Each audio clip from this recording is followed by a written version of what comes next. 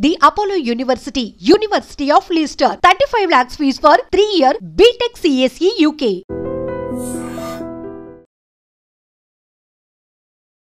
నమస్తే, welcome to I dream social spotlight with కవిత.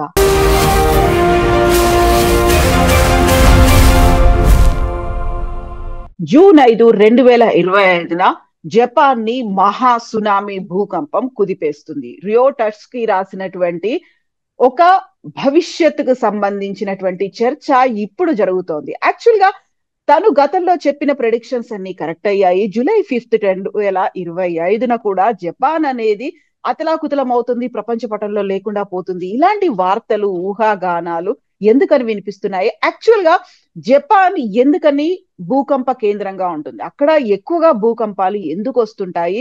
భూ భౌగోళిక పరిస్థితులు, వీటన్నిటి గురించి మాట్లాడుకుందాం. మనతో పాటుగా ఉన్నారు ఫిజిక్స్ ప్రొఫెసర్ మనోహర్ గారు. మనోహర్ గారు, నమస్కారం అండి.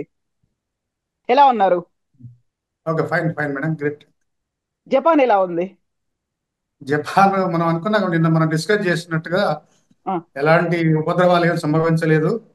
కాకపోతే కొంతమంది వాళ్ళు చెప్పింది జరగలేదు అనేటటువంటి ఒక ఫ్రస్ట్రేషన్ లో అమెరికా కూడా తీసుకెళ్లారు ఆ వీడియోస్ ని. ఆ, అమెరికాకి, హాంకాంగ్ కి, ఫిలిప్పైన్స్ కి తీసుకెళ్లి గందరగోళంగా ఉంది అమెరికాలో.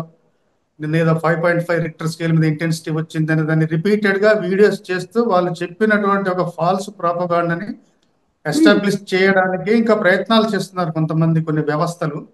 ఉమ్, యాక్చువల్ గా మీరు అన్నట్టుగా తులసికి ఆమె చెప్పినటువంటి టైం ఏంటంటే ఇవాళ morning, early morning around 4 to 5 మధ్యలో ఆమె చెప్పింది మేడం. ఆమె ఉమ్, అది ఇవాళ ఇవాళ ఉదయం జరగాలి యాక్చువల్ గా, కానీ ఏం ఉమ్, జరగలేదు అది అక్కడ. ఎందుకంటే ఒకవేళ మన ఇండియన్ స్టాండర్డ్ టైం తీసుకున్నా, వాళ్ళ జపాన్ వాళ్ళ స్టాండర్డ్ టైం తీసుకున్నా కూడా మనకు ఎలాంటి ఉపద్రవం జరగలేదు అనేటువంటి విషయం మనకు తేట తెల్లంగా కనపడుతుంది. ఆ, తర్వాత ఈ జపనీస్ అఫీషియల్స్ ఎవరు కూడా ఫోర్కాస్ట్ లాంటిది కానీ, మెట్రలాజికల్ ఫోర్కాస్ట్ కానీ కాషన్ ఇచ్చినటువంటి దాఖలాలు మనకి ఏ మీడియాలో కానీ, ఎక్కడ ఏ వార్తా సంస్థలు మనం ఇంతవరకు ప్రచురించలేదు. కాబట్టి మనం అనుకున్నటువంటి స్టేట్మెంట్ కి మనం బౌండ్ అయి ఉండొచ్చు మేడం. సో యాక్చువల్ గా రియో టట్సుకి మీద అంత నమ్మకంగా ఎందుకని ఉన్నారండి? 2011లో ఆమె, అంటే 1999లో రాసినటువంటి ఆ బుక్కే అనేది దానికి నిదర్శనాలు చాలా కనిపించాయి. ఇప్పటిదాకా సునామీలు, భూకంపాలు, ఇంక్లూడింగ్ కరోనాను కూడా ఆమె ప్రెడిక్ట్ చేసింది. ఇది కూడా జరుగుతుంది అనేటువంటి అంత పెద్ద క్యాంపెయిన్ ఎందుకు జరుగుతుంది వరల్డ్ వైడ్ గా? ఇక్కడ ఒక అంశాన్ని మనం క్షుణ్ణంగా మనం అవగాహన చేసుకోవడానికి ప్రయత్నం చేయాలి. ఏంటంటే ఆ ఆ, ఆమె సదరు మహిళ కరోనా అనేటటువంటి పేరుని నాకు ఎక్కడ కూడా ప్రస్తావించి ఉండకపోవచ్చు. ఉమ్, ఎందుకంటే ఒక ఉపద్రవం రావచ్చు, ఒక ప్రకృతి వైపరీత్యం రావచ్చు అనేటటువంటి పదాలే ఉపయోగిస్తారు తప్ప కరోనా అనేటటువంటి ఆ వైరస్ పేరుతో చెప్పి ఉండకపోవచ్చు. ప్రకృతి వైపరీత్యం అంటే అది సునామీ కావచ్చు, లేదా భూమి మీద ఏర్పడినటువంటి భూకంపం కావచ్చు, ఉమ్, అగ్నిపర్వతం వృద్ధులు కావచ్చు. ఎందుకంటే మనకు భూకంపాలు అనేటటువంటి సముద్ర గర్భంలో సంభవించే అవకాశం ఉంది, భూమి ఉపరితలం మీద సంభవించే అవకాశం ఉంది. ఎప్పుడైతే భూకంపం మనకి సముద్రం అడుగున సంభవిస్తుందో అప్పుడు మాత్రమే మనకు సునామీ వస్తుంది. ఆ, అక్కడ అగ్నిపర్వతం వృద్ధులైనా కూడా మనకు సునామీ వస్తుంది. కాబట్టి పిన్ పాయింట్ గా చెప్పినటువంటి దాఖలాలు ఉండవు. కాబట్టి కొన్ని కోయిన్సైడ్ అవుతుంటాయి మనకి. ఎందుకంటే ఎవిడెన్షియల్ గా జరిగేటటువంటి, పిరియాడికల్ గా మనం అబ్జర్వ్ చేస్తున్నటువంటి కొన్ని విషయాలను వాళ్ళు పరిగణలోకి తీసుకొని కొంత మనకి ప్రపంచానికి తెలియజేయడానికి ప్రయత్నం చేస్తున్న క్రమంలో వాళ్ళు ఒక 30-40% కనుక సందేశాన్ని, సమాచారాన్ని అందిస్తే ఆటోమేటిక్ గా మనకు ఉన్నటువంటి సైకాలజీ ఏంటంటే మనం మిగతా పర్సంటేజ్ మనం కలిపేసుకొని దాన్ని ఉమ్. పూర్తి చేస్తాం అనమాట. 100% వాళ్ళు ఏం చెప్పరు, ఎంతో కొంత పర్సంటేజ్ చెప్తే మనం వాళ్ళ మీద ఉన్న అభిమానంతో మిగతా పర్సంటేజ్ కంప్లీట్ చేసుకొని వాళ్ళ యొక్క ప్రిడిక్షన్ మనం కంప్లీట్ చేసి సిద్ధంగా ఉంటాం అనమాట. సో ఇప్పుడు జపాన్ లో జూలై 5, 2025న ఒకటి ఏదో జరగబోతోంది, ఉత్పాతం కావచ్చు, అతలాకుతలం అయిపోతుంది అనుకున్నప్పుడు ఎందుకని మళ్ళీ దానికి యుగాంతానికి కూడా ఆపాదిస్తున్నారు? యుగాంతము అంటే ఇంకా నాట్ ఓన్లీ జపాన్, ఇంకేది మిగలదు ప్రపంచంలో అనేది కదా. ఎగ్జాక్ట్లీ ఇప్పుడు బాగా చెప్పాను. నేను ఇంత ముందు నుంచి నిన్న నుంచి చెప్తున్నటువంటి విషయానికి సరే, సదరు మహిళ చెప్పినటువంటి అంశం జపాన్ దేశం వరకు మాత్రం పరిమితమైనటువంటి విషయం అందరికీ తెలిసినా కూడా ఆ ఆ, పరిధి దాటి యుగాంతం యుగాంతం అనేటటువంటి పదం ఉపయోగించడం అనేది తప్పు కదా. అవును. ఆ పదాన్ని ఉపయోగించడం ద్వారా ఇంకా కొంత యాంగ్జైటీకి లోను కావడం, తర్వాత దుష్ప్రచారం చేయడటువంటి భాగంలో ఈ కాన్స్పిరసీ జరుగుతుంది అనమాట. యుగాంతం అనేటటువంటిది నిన్న కూడా మనం డిస్కస్ చేసాం. మనం 2012లో December 21కి యుగం అంతా కూడా అంతమైపోతుంది, ఆ, జలప్రలయం లేదా భూమి అంతా కూడా అంతరించిపోతుందని చెప్పి అందరూ కూడా ప్రచారం చేశారు. నేను ఇంత క్రితం ఎపిసోడ్ లో కూడా మీకు తెలియజేయడం జరిగింది. మయాన్లు అనేటటువంటి ఒక సివిలైజేషన్ నాగరికులు మనకంటే కూడా అడ్వాన్స్డ్ స్టేజ్ లో ఉన్నారనమాట. వాళ్ళు ఏంటంటే ఈవెన్ ఆస్ట్రానామికల్ నాలెడ్జ్ లో కానీ, ఆ, భూమి యొక్క కంపోజిషన్ కానీ, మెట్రలాజికల్ ఇన్ఫర్మేషన్ కానీ December 21 2012కి సంబంధించి ఒక క్యాలెండర్ లో ఒక మార్పు సంభవిస్తుంది అనమాట మయాన్ల నాగరికత సంబంధించి. దాది మరుగున పడిపోయి దాన్ని ఎవరు కూడా పట్టించుకోకుండా యుగాంతం యుగాంతం అని చెప్పి దాన్ని బాగా ప్రాపగండా చేశారు. ఇప్పుడు కూడా చూడండి, సరే షుట్స్కీ గారు చెప్పారు, ఏం చెప్పారు, జపాన్ మునిగిపోతుందని చెప్పారు, అంతవరకే కదా. మరి యుగాంతం భూమి మొత్తం కూడా అంతం అవుతుందని చెప్పే మాట ఎందుకు వస్తుంది అని అంటే, ఒక ఇంటిగ్రేటెడ్ ఇన్ఫర్మేషన్ లేకుండా ఇష్టం వచ్చినట్టుగా వాళ్ళు ప్రాపగండా చేసేటటువంటి పరిస్థితుల్లో అందరం కూడా మన ఆందోళనకు గురవుతున్నాం అనమాట. ఇక్కడ జలప్రలయం అనేటటువంటిది మన యాక్చువల్గా కూడా మన సూర్య సిద్ధాంతం ప్రకారం మనకేంటంటే 4 యుగాలు ఉన్నాయి మేడం, మనందరికీ తెలుసు. కృత, త్రేత, ద్వాపర, కలియుగం అనేటటువంటి ఈ 4 యుగాలు ఒక గ్రూపుగా మహాయుగం అని చెప్తాం మనం, లేదా చతుర్యుగం అని చెప్తాం. ఈ 4 యుగాలు కలిసి యొక్క టైం పీరియడ్ ఎంత అంటే 43,20,000 సంవత్సరాలు. ఇలాంటి మహాయుగాలు ఒక 71 కలిస్తే మనకి ఒక మన్వంతరం ఏర్పడుతుంది. ఆ మన్వంతరం ఏర్పడిన తర్వాత ఇంకొక మన్వంతరం స్టార్ట్ అయ్యే మధ్యలో ఒక జల ప్రళయం ఏర్పడుతుందని చెప్పి మనకు సూర్య సిద్ధాంతం ద్వారా తెలుస్తుంది. ఈ మన్వంతరాలన్నీ కూడా ఒక 14 కలిస్తే ఒక కల్పం ఏర్పడుతుంది. ఆ కల్పం అనేది మనం ఇప్పుడు శ్వేత వరాహ కల్పంలో ఉన్నాం, వైవస్వత్వ మన్వంతరంలో ఉన్నాం. అంటే 71 మన్వంతరాలు కలిపి ఒక కల్పం కదా మేడం. మరి ఇక్కడ 26 మన్వంతరాలు అయిపోయినాయి. 27వ మన్వంతరంలో మనం కృత, త్రేత, ద్వాపర యుగాలు అయిపోయి కలియుగంలో 5,000 చిల్లర సంవత్సరాల్లో మనం ఉన్నాం. అంటే 27వ మన్వంతరంలో కలియుగంలో ఉన్నాం మనం. తర్వాత 28వ మన్వంతరం స్టార్ట్ అవుతుంది, ఎక్కడి నుంచి మళ్ళీ కృతయుగం నుంచి స్టార్ట్ అవుతుంది. అంటే మన సైంటిస్టులు, భౌతిక శాస్త్రవేత్తలు ఏదైతే బిగ్ బ్యాంగ్ థియరీ ద్వారా ఏ విధంగా అయితే ఎర్త్ యొక్క ఏజ్ ని ఎస్టిమేషన్ చేశారో, మన సూర్య సిద్ధాంతంలో కూడా భూమి యొక్క వయస్సును అంచనా వేశారు. దాంట్లో దాదాపు 4.3 బిలియన్ 430 కోట్ల సంవత్సరాలు దాని వయసు ఉంటుంది. ఆల్మోస్ట్ మనకు సగం వయసు అయిపోయింది భూమిది. కాబట్టి ఏదైనా యుగాంతం కానీ భూమి అంతం జరగాలంటే మాత్రం ఇంకొక సగం కాలేదంటే దాదాపు 200 చిల్లర కోట్ల సంవత్సరాల తర్వాత ఖచ్చితంగా ఎవరు మంగా గారు చెప్పినా, బ్రహ్మ గారు చెప్పినా, నేను చెప్పినా, ఎవరు చెప్పినా భూమి మాత్రం అంతం అవుతుంది. సూర్యుడు అన్ని గ్రహాలతో పాటు మన భూమిని మింగేస్తాడు, దాంట్లో ఎలాంటి అనుమానం లేదు. కాకపోతే ఇప్పుడు మళ్ళీ మనం జపాన్ గురించి మాట్లాడుకుంటే ఇలాంటి బోల్డ్ అని ప్రెడిక్షన్స్ గతంలో చూసాము, ఇప్పుడు చూస్తున్నాం. కానీ వీటన్నిటికీ బియాండ్ జపాన్ లో విపరీతమైనటువంటి భూకంపాలు అనేవి సంభవిస్తూ ఉంటాయి. అక్కడ ఉన్నటువంటి ఇల్లు కూడా మనం కట్టుకున్నట్టుగా ఇంత కన్స్ట్రక్షన్స్ తో ఇంత భారీగా కట్టుకోరు కదా. సో దానికి వాళ్ళ లైఫ్ స్టైల్ ని కూడా అలాగే అలవాటు చేసుకుంటూ ఉంటారు. ఎందుకని భూకంపాలు అనేవి అక్కడే జపాన్ లో ఎక్కువ వస్తూ ఉంటాయి? అదైతే మనం ఎక్స్పీరియన్స్ చేస్తున్నాం. ఎగ్జాక్ట్లీ మేడం, నిన్న మనం కూడా చెప్పుకున్నాం. ఇప్పుడు ఎందుకు వాళ్ళ ఇళ్ళ స్ట్రక్చర్ అట్లా ఉంటాయంటే, మనం మేక్ షిఫ్ట్ టెంట్ అంటుంటాం. మనం ఏదైనా క్యాంప్ మనం వెళ్ళినప్పుడు పక్కా ఇల్లు కట్టుకోం కదా మేడం. మనం ఒక టెంట్, మేక్ షిఫ్ట్ టెంట్ అంటాం. ఒక గుడారం టెంపరీగా మనం ఏర్పరచుకుంటాం. ఒక రాత్రి 2 రాత్రులు ఉండిన తర్వాత మళ్ళీ మన టెంట్ మనం తీసేసుకొని మళ్ళీ మన ఇంటికి వచ్చేస్తుంటాం. అంటే అదే విధంగా మీరు హిమాచల్ ప్రదేశ్ తర్వాత నార్త్ ఇండియన్ హిమాలయన్ స్టేట్స్ లో చూడండి, మన ఇళ్ళన్నీ కూడా స్లాబ్లు ఉండవు. మన హైదరాబాద్ లో ఉన్నట్టు, విజయవాడలో ఉన్నట్టు స్లాబులు కాకుండా స్లోప్ రూఫ్స్ ఉంటాయి. అవునా కదా మేడం? గమనించారు మేడం? మన ఇండియాలో ఉన్నట్టు దాని గురించి మనం అనుకున్నాం. ఆ స్లోప్స్ ఎందుకు ఉంటాయంటే, మనకి అక్కడ ఎక్కువ స్నోఫాల్ ఉంటుంది కాబట్టి, మన స్లాబులు లాగా హైదరాబాద్ లో స్లాబ్లు వేసుకున్నట్టు వేసుకుంటే అక్కడ స్నో అంతా కూడా అక్కడే స్టోర్ అయి ఉంటుంది. కాబట్టి పడిన స్నో, మంచు అనేటటువంటిది పడినట్టుగా కిందికి జారిపోవాలి. కాబట్టి ఒక స్లాంట్ స్లోప్ రూఫ్స్ ఉంటాయి మనకి ఏది నార్థన్ హిమాలయన్ స్టేట్స్ లో, మన భారతదేశంలో. అంటే అక్కడ ఉన్నటువంటి వాతావరణ పరిస్థితుల కారణంగా ఆ ఇళ్ళ యొక్క స్ట్రక్చర్ మనం గమనిస్తున్నాం. అదేవిధంగా నిన్న మనం చెప్పాము, మన రింగ్ ఆఫ్ ఫైర్ అనేటటువంటి ఒక ప్రాంతంలో, అంటే ఈ భూమండలం మీద అత్యధికంగా భూకంపాలు సంభవించేటటువంటి ప్రాంతం ఏదైనా ఉంది అంటే అది రింగ్ ఆఫ్ ఫైర్ అంటాం. ఆ రింగ్ ఆఫ్ ఫైర్ అనేటువంటిది ఏంటంటే, మన ఏషియన్ కాంటినెంట్, తర్వాత ఉత్తర అమెరికా, దక్షిణ అమెరికా, ఈ 3 ఖండాలని కలుపుతూ ఉన్నటువంటి యొక్క భాగాన్ని రింగ్ ఆఫ్ ఫైర్ అంటాం. ఆ రింగ్ ఆఫ్ ఫైర్ యొక్క ప్రాంతంలో ఉన్నటువంటి ప్రధానమైన దేశం ఏంటంటే జపాన్ దేశం. కాబట్టి వాళ్ళు ఖచ్చితంగా కొన్ని వందల సంవత్సరాల నుంచి అక్కడ భూకంపాలు సంభవిస్తున్నాయి. కాబట్టి ఎప్పుడు భూకంపం సంభవిస్తుందో, ఎప్పుడు విధ్వంసం జరుగుతుందో తెలియదు కాబట్టి పక్కా గృహాలు నిర్మించుకుంటే ఖచ్చితంగా అవి కూలిపోతే ప్రాణ నష్టం జరుగుతుంది కాబట్టి ఏదైనా భూకంపం సంభవించినా కూడా ఎక్కువ ప్రాణ నష్టం కానీ ఆస్తి నష్టం జరగకుండా ఆ విధంగా అనుకూలమైనటువంటి గృహ నిర్మాణ శైలిని మాత్రమే వాళ్ళు పాటిస్తున్నారు. కాబట్టి వాళ్ళకి తెలుసు భూకంపాలు సంభవిస్తాయి ఎక్కువ అని చెప్పి. కొన్ని వందల భూకంపాలు సంభవిస్తాయి ప్రతి సంవత్సరం.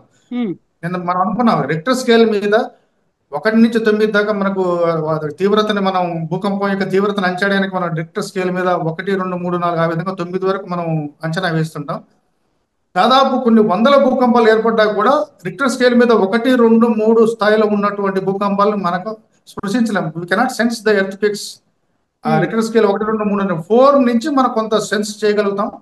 5 దగ్గర నుంచి కొంత మేరకు విధ్వంసం డ్యామేజ్ జరగడం, 6 ఆ విధంగా 7, 8 రిక్టర్ స్కేల్లో ఉన్నట్లయితే మాత్రం మనకు అత్యధికంగా ఆస్తి నష్టం తర్వాత ప్రాణ నష్టం జరిగేటటువంటి అవకాశం ఉంటుంది. కాబట్టి వాళ్ళకి తెలుసు, ఖచ్చితంగా తెలుసు. ఇప్పుడు మనకు కోస్టల్ ఏరియాలో ఉంటుంది కదా మేడం, మనకు తుఫానుకు సంబంధించిన రిహాబిలిటేషన్ సెంటర్స్ మన హైదరాబాద్ లో కట్టుకోం కదా మేడం. విశాఖపట్నంలో మన కోస్టల్ రీజియన్ లో ఉన్నటువంటి స్టేట్స్ లో మాత్రమే తుఫాను రిహాబిలిటేషన్ సెంటర్స్ మనం నిర్మించుకుంటాం. ఎందుకంటే అక్కడ క్రమంగా తుఫాన్లు ఎక్కువ వస్తుంటాయి కాబట్టి వాళ్ళు నా విధంగా పునరావాస కేంద్రాలకు తరలించాలి కాబట్టి అక్కడే కడతారు పునరావాస కేంద్రాలు. వేరే స్టేట్ లో హైదరాబాద్ లో కానీ మధ్యప్రదేశ్ లో కట్టారు. అదేవిధంగా జపాన్ వాళ్ళకి తెలుసు, అక్కడ సైంటిస్టులకు తెలుసు, అక్కడ వాళ్ళ వాతావరణ శాఖ అధికారులు తెలుసు. కాబట్టి నిత్యం వద్దన్నా కదన్నా కూడా మనం ఒకటి చెప్పుకున్నాం, ప్లేట్ టెక్టానిక్స్ అని చెప్పి పలకలుగా ఉంటుంది అన్నమాట. ఈ భూమి యొక్క ఉపరితలం అనేటువంటిది పలకలుగా ఉండి అది నిత్యం మ్యాంటిల్ అనేటటువంటి ఒక స్లిప్పరీ లేయర్ అనమాట. మనకు వర్షం పడ్డప్పుడు బురదలాగా ఉంటుంది కాబట్టి స్లిప్పరీ భూమి ఏ విధంగా మనం నడుస్తున్నప్పుడు స్లిప్ అవుతామో ఆ మ్యాంటిల్ పొర మీద ఈ ప్లేట్లన్నీ కూడా నిత్యం కదులుతూ ఉండడం కారణంగా ఒక పలక ఇంకొక పలక మీదకి స్లైడ్ కావడం వల్ల ఏమవుతుందంటే అక్కడ పరస్పరం ఒరిపిడి ఏర్పడి స్ట్రెయిన్ డెవలప్ అయిన తర్వాత ఆ స్ట్రెయిన్ రిలీఫ్ అయ్యే క్రమంలో అక్కడ భూకంపం ఏర్పడుతుంది. కాబట్టి దాని తీవ్రత ఎంత ఉందనేది ఆ అలజడిని బట్టి లేదా ఆ డిస్టర్బెన్స్ ని బట్టి మన భూకంప తీవ్రతను అంచనా వేస్తాం. నిన్న కూడా నేను చెప్పాను, మనకు హిమాలయాలు ఏర్పడినటువంటి కారణం కూడా 2 పలకల మధ్య జరిగినటువంటి ఘర్షణ కారణంగా హిమాలయాలను మనం ఫోల్డెడ్ మౌంటైన్స్ అంటాం.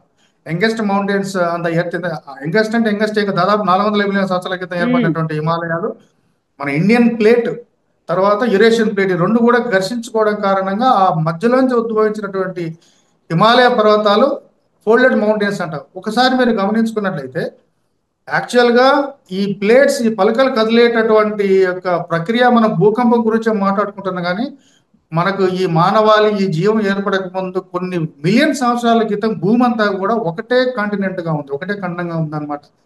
దాన్ని ఏమంటామంటే మనం పంజియా అనేటటువంటి కాంటినెంట్ అనమాట. దాని పేరు పంజియా అంటాం. అంటే ఇప్పుడు మనకు దాదాపు ఇన్ని ఖండాలు ఉన్నాయి కదా మనకి, ఈ ఆసియా, యూరోప్, తూర్పు అమెరికా, దక్షిణ అమెరికా ఈ విధంగా ఉన్నాయి మనకి. కానీ పూర్వం కొన్ని మిలియన్ సంవత్సరాల క్రితం పంజియా అనేటటువంటి ఒక సింగిల్ కాంటినెంట్ ఉంది. అది దేని ద్వారా ఏర్పడిందంటే నార్థన్ హెమిస్ఫియర్ లో మనకి గోండ్వానా, సౌదర్న్ హెమిస్ఫియర్ లో మనకి లారేషియా అనేటటువంటి 2 పలకలు కలిసి పంజియా అనేటటువంటి సింగిల్ కాంటినెంట్ ఏర్పడింది. ఏర్పడిన తర్వాత మళ్ళీ క్రమంగా ఈ పలకలన్నీ కూడా కదులుతూ ఉంటాయి కాబట్టి ఇప్పుడున్నటువంటి ఈ ఖండాలు ఏర్పడ్డాయి. ఒకసారి మన భారతదేశం దక్షిణ భారతదేశ భాగంలో ఉన్నటువంటి ఇండియన్ మన దేశం యొక్క పటం చూస్తే చూడండి, ఆ లెఫ్ట్ సైడ్ ఏమో మనకి సౌత్ ఆఫ్రికన్ ఖండం నుంచి వచ్చినట్టుగా ఉంటుంది. Right side bay of Bengal భాగం ఏమో ఆస్ట్రేలియా నుంచి విడిపోయినట్టుగా ఉంటుంది. ఒకసారి మనం ఊహించుకుంటే ఆస్ట్రేలియా ఖండం, ఆఫ్రికా ఖండం ఈ 2 తీసుకొచ్చి మనకు దక్షిణ భారతదేశంలో కనుక మనం అసెంబుల్ చేస్తే ఎగ్జాక్ట్ గా షేప్ సరిపోతుంది మనకి. అంటే పూర్వం కొన్ని మిలియన్ సంవత్సరాల క్రితం ఏంటంటే మన ఇండియా అనేటటువంటిది ఆఫ్రికా తర్వాత ఆస్ట్రేలియా సింగిల్ పీస్ గా ఉందన్నమాట.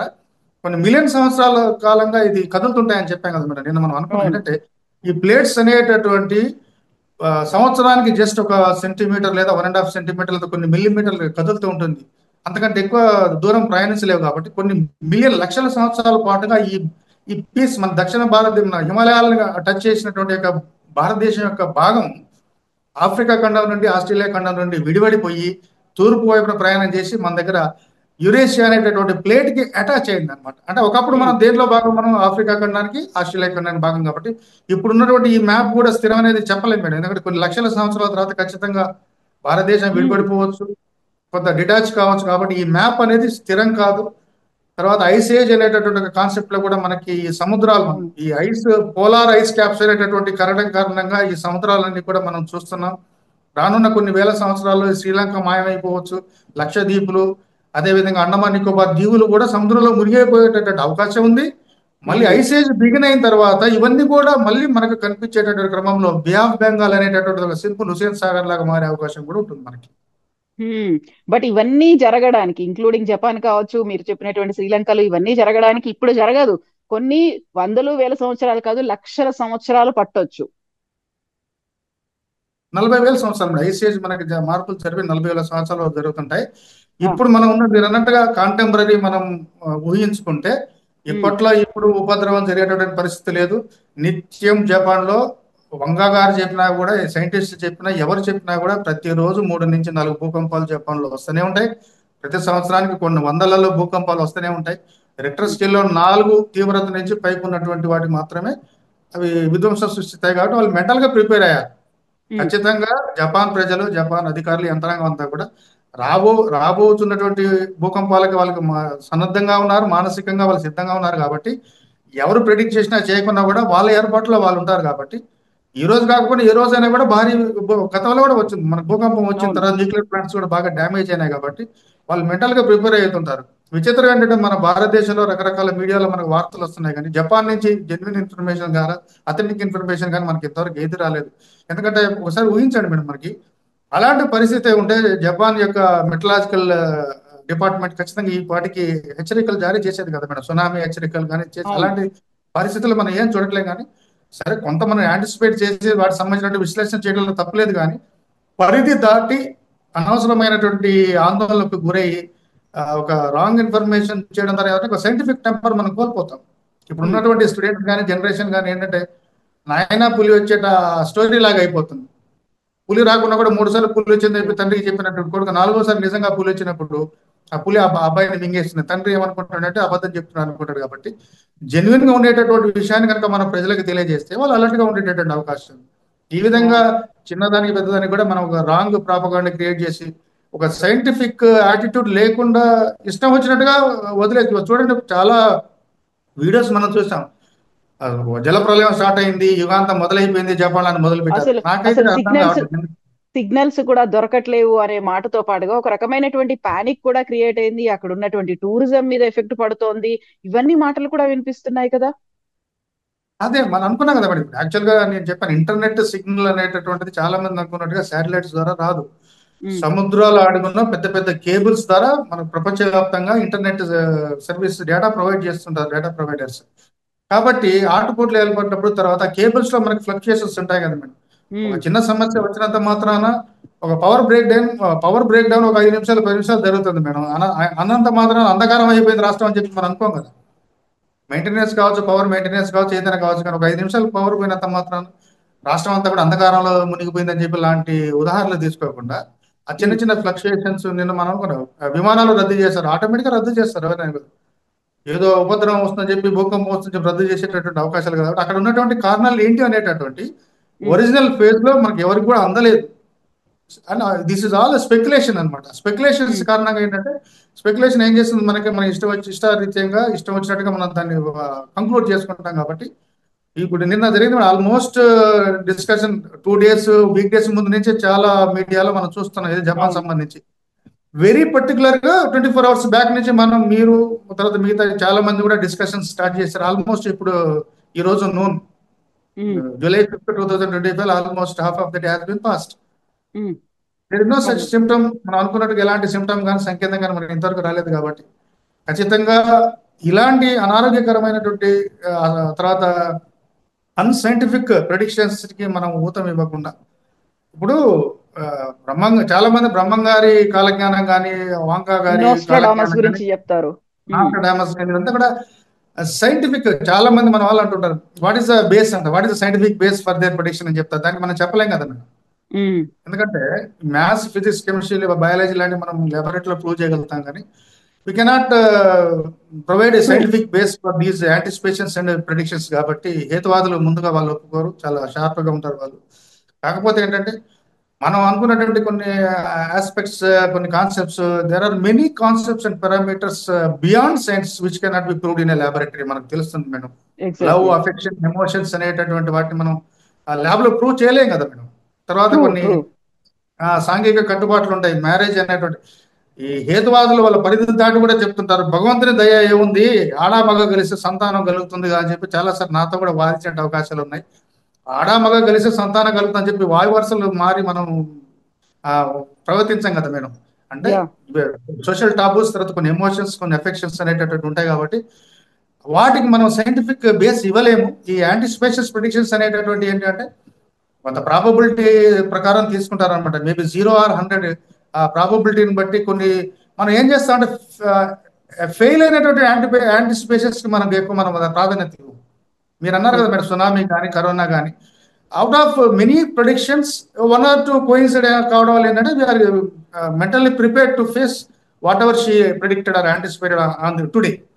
కాబట్టి అన్ని కరెక్ట్ కావాలని లేదు. కాబట్టి మనం అనుకున్నాం కదా, మనిషి అనేటటువంటి ఒక హ్యూమన్ సైకాలజీ ఏంటంటే క్యూరియాసిటీ క్రియేట్ చేసుకొని ఏదో జరగబోతుంది అనేటటువంటి ఊహలో తేలిపోవడానికి సిద్ధంగా ఉంటాడు. కానీ ఏది జరిగితే అది జరుగుతుందని చెప్పి ఇప్పుడు మనం ఆపగలుగుతాం కూడా. నిజంగా కూడా జపాన్ లో ఫ్లడ్ సునామీ వస్తే మనం ఏమైనా ఆపగలుగుతాం? ఆపలేం కదా.